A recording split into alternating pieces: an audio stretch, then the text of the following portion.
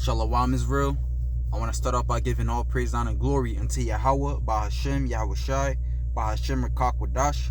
Double honors to the apostles and the elders of Great Millstone, and Shalom to the elect. And this is going to be a lesson that came to me through the Spirit. As I was reading the book of Philippians, the first chapter. It's the Spirit that this actual verse had popped out to me. All right, and let me see where I should start.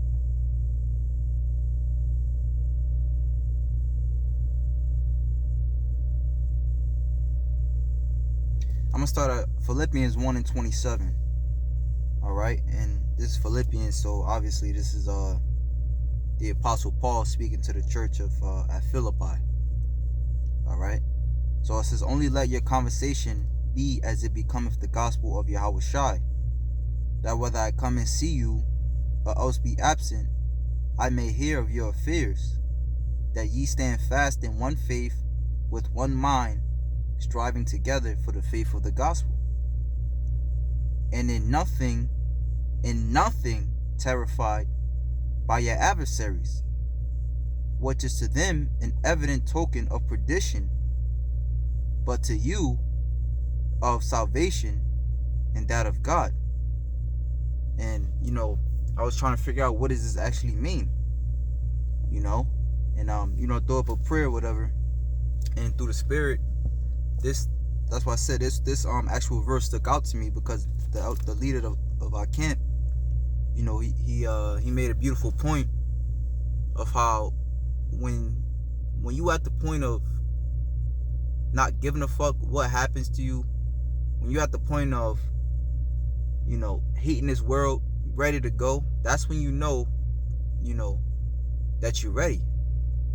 All right, and that goes into this actual verse right here, so I'm gonna read it again. It says, and nothing terrified by your adversaries, which is to them an evident token of perdition. So when our adversaries look at us, they look at us like, damn, this nigga's fucked up. His life is fucked up. I actually feel bad for him. Which is to them an evident token of perdition. All right? Because when you're not scared of death, you must have lost a lot, man, and not be scared of death.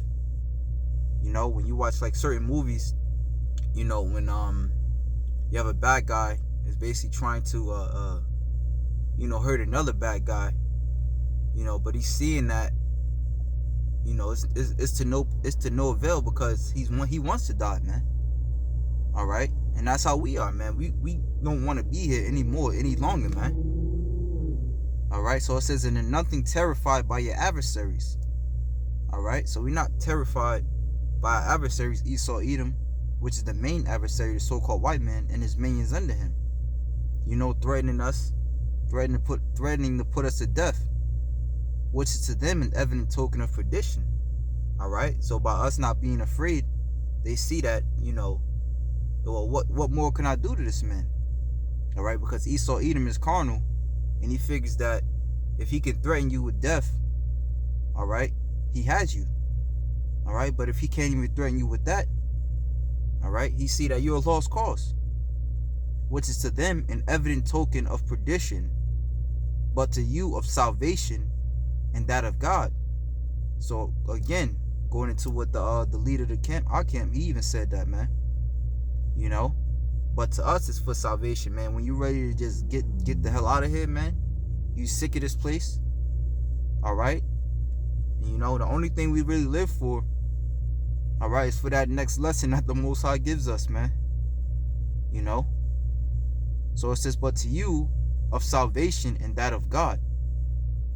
For unto you it is given in the behalf of Hamashiach, not only to believe on him, but also to suffer for his sakes. And the scriptures say, if we should suffer with him, we shall reign with him. All right, and through the Spirit, the Most High is literally, he's pulling us away from this place. So when this place goes down, we don't go down with it, man. He's basically sending us through the fire, man. so that way we can be as solid as the stones that the Lord meant us to be. All right, for unto you it is given in the behalf of Yahweh Shai, not only to believe on him, but how you going to prove that you believe on him, but also to suffer for his sake. If you're suffering, all right, the love of this world, you're going to lose that, man, through the manifold temptations that you go through. All right, you're going to lose the love of this place, man, through the manifold temptations you go through, because as the scriptures say, who the Lord loveth, he chasteneth, all right, and scourgeth every son whom he received, in Hebrews the 12th chapter. So here it is, you're going through your hell, all right, and through going through that hell, you're gonna go through manifold disappointments. You're gonna go through extra bullshit, all right, but this is to you a token that the Lord is dealing with you, man, having the same conflict which you saw in me, and now here to be in me. Okay, so hey, man, it is what it is, man. It is what it is. All right, that's why the scriptures say, right here, I got it in Sirach 41. And all right, I'm gonna start at the top. It says, "O death, how bitter is the remembrance of those to a man that liveth at rest in his possessions." And we don't live at rest, man. Some brothers, they didn't lost their house, they didn't lost their kids, they didn't lost their Eve that they might have been with 10, 12 years, man, 15 years. Some brothers, hey, they Eve not only didn't they may not have left them, all right, Salakia, some brothers have lost, man. We all have lost, man. All right, a lot of times you damn near about to lose your mind, man. It says, "O death, how bitter is the remembrance of thee to a man that liveth in rest in his possessions, unto the man that have nothing to vex him, and that have prosperity in all his things, in all things, yet unto him that is yet able to receive meat." All right, and Salakia, I failed to mention that I'm reading out of the book of Sirach, which otherwise known as Ecclesiasticus, which is in the original King James Bible, which is a part of the book of Sirach, is a part of the Apocrypha. All right, so it reads on to say, Sirach or Ecclesiasticus, not Ecclesiastes, but Ecclesiasticus, chapter 41, verse 2. It says, "Oh, Salaki, I'm gonna actually start from the top again." It says, "O death, how bitter is the remembrance of thee to a man that liveth at rest in his possessions, unto the man that had nothing to vex him, and that have prosperity in all things, yet unto him that is yet able to receive meat. O death, acceptable is thy sentence unto the needy, and unto him whose strength faileth." All right, and our strength in this world does fail, man. Which most brothers, our strength would be their health. That has failed them. All right, the loved ones that they have, at one point maybe confided in, that have failed them. Brothers, manifold temptations, might lose a job or constantly in debt. That has failed them. All right, we can go on and on about the disappointments we receive in this life, man. All right, and to him whose strength faileth, that is now in the last age, and is vexed with all things. All right, the fact that you got to see homosexuals walking around, transgenders walking around. All right, the fact that you got to have, deal with 2/3 day in and day out, work for Esau Edom. All right, the fact that when you look at your paycheck, it's already damn near 35-40%, for some brothers even more, depending on if you got child support. The fact that your hard work doesn't pay off in this place, man, that's vexing.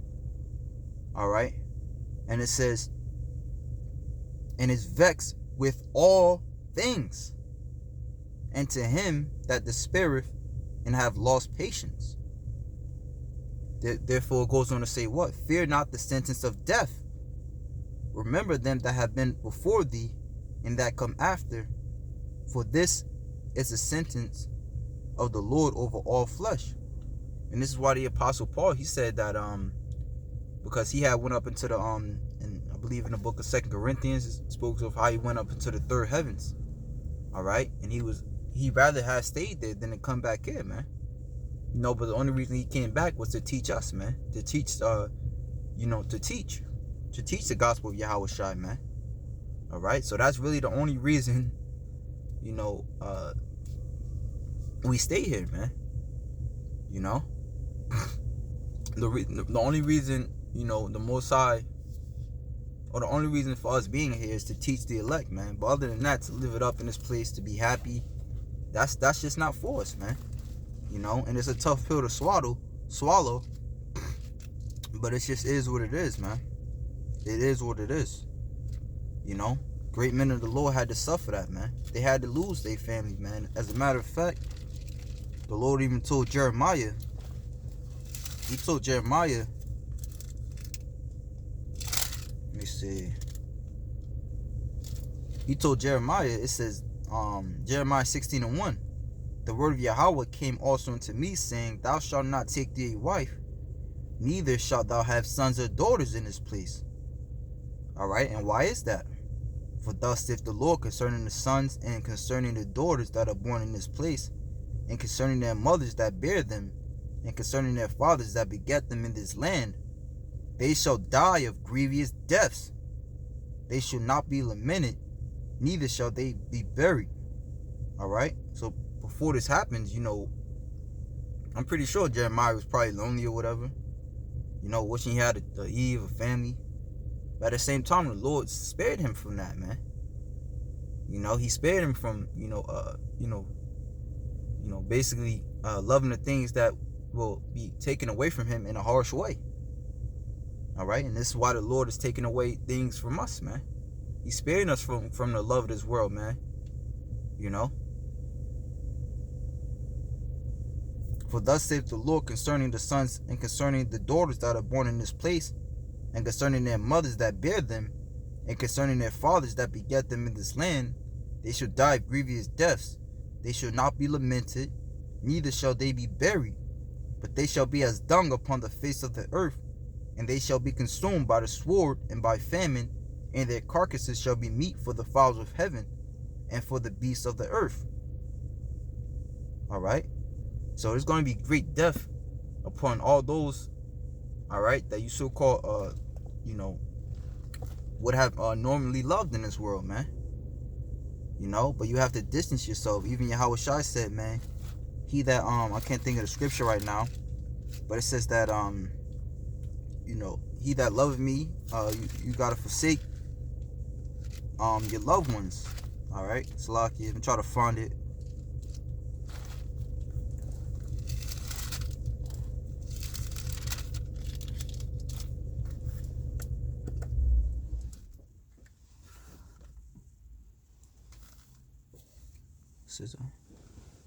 Okay, just want to make sure it's still going. Let's see, Luke chapter 14.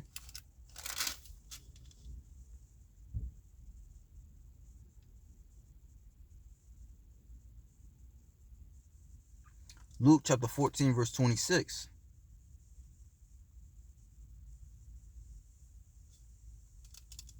Luke chapter 14, verse 26. This is Yahweh Shai speaking. All right, the Wadi Yahweh Hashem Yahweh Shai, for allow me to find this verse. All right, it says, if any man come to me and hate not his father and mother and wife and children and brethren and sisters, yea, and his life also, he cannot be my disciple. All right, now it's actually not talking about, hate them, cursing them out and stuff like that, because Yahweh Shai told us, all right, according to the law, all right, that you're supposed to love your father and your mother, man. You're not supposed to disrespect them.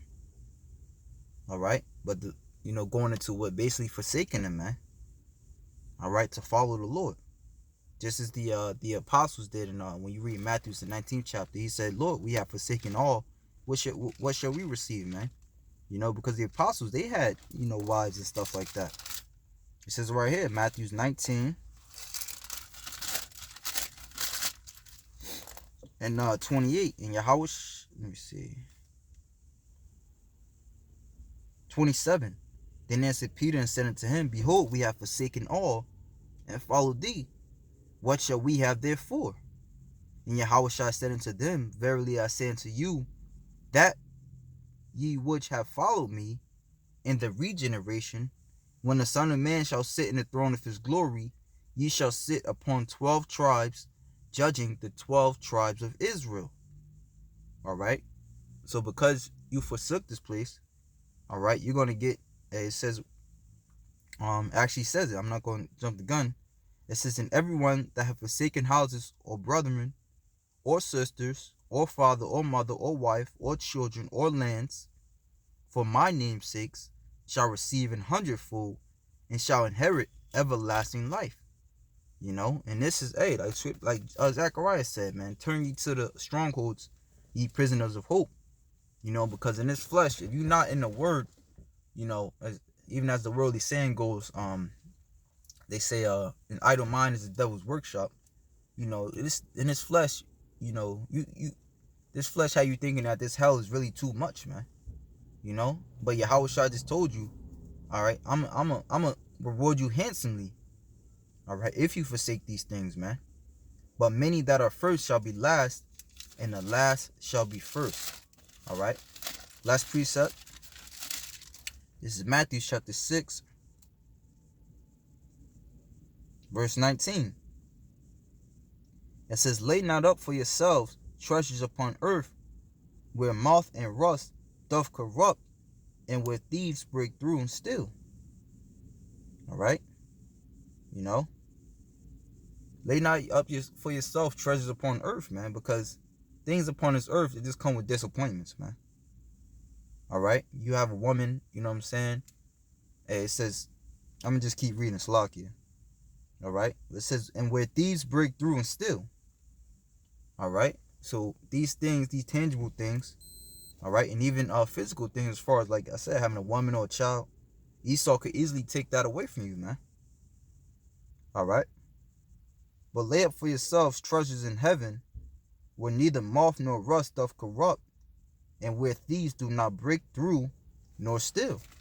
You know, so nobody can take that faith away from you, man. All right. And again, going back to what? Philippians, the 1st chapter. All right.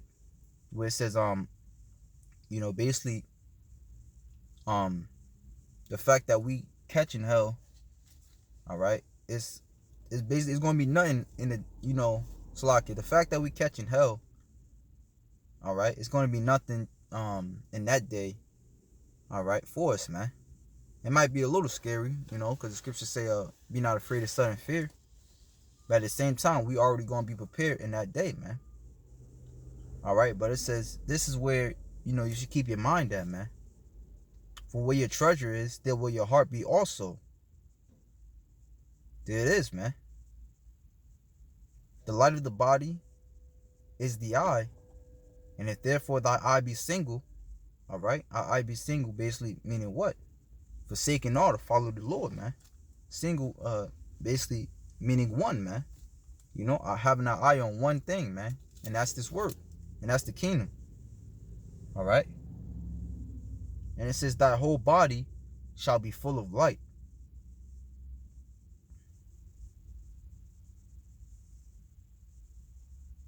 All right. But if thine eye be evil, thy whole body shall be full of darkness. If therefore the light that is in thee be darkness, how great is that darkness? No man can serve two masters, for either he will hate the one and love the other, or else he will hold to the one and despise the other. You cannot serve God and mammon. All right, so that's basically what it's going to come down to, man. It's going to come down to serving the Lord, all right, or serving your flesh. Serving the Lord or taking a chip. Having faith in the Lord or having faith in this society, man. You know, and just Slocky. I just want to make sure this thing ain't time out. You know, but just remembering that, man, as you walk through this lifestyle, this life, man. You know, hey, so with that, you know, and you're not really dying, man. You know, well, yeah, you dying in the flesh, but you living in the Lord, man. You know, which is we just read is far more greater, man. It's far more greater in the Lord, man, because you know, and we just read, man, the things that you lose, you're gonna gain it back 100-fold, man. You know, you might lose your kids now, but in the kingdom, you know, you're gonna have, the scripture says, small one shall become a nation. You might lose your woman now, all right. Hey, but in the kingdom, you're gonna have what, 2,000-3,000, how many ever women you want, man. You know, and it's not. It's, the scriptures say this life shall be as a dream, man, which fadeth away, man. You know, hey. So with that, you know, shalom to the elect.